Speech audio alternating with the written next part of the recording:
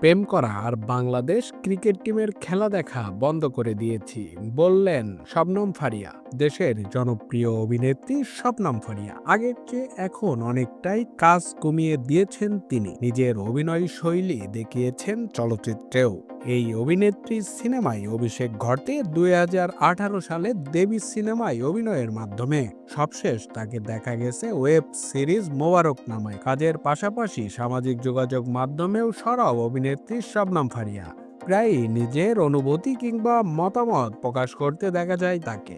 Bangladesh cricket দলের সাম্প্রতিককালের পারফরম্যান্সে বিরক্ত তিনি, যা তার ফেসবুক স্ট্যাটাস দেখেই বোঝা গেছে। বৃহস্পতিবার নিজের ফেসবুকে ফারিয়া লেখেন, প্রেম করা আর বাংলাদেশ ক্রিকেট টিমের খেলা দেখা বন্ধ করে দিয়েছি। এই দুই কাজ করে জীবনে কষ্ট ছাড়া আর কিছু পাইনি। এটা কোনো ফানি স্ট্যাটাস না, অনেক দুঃখের স্ট্যাটাস।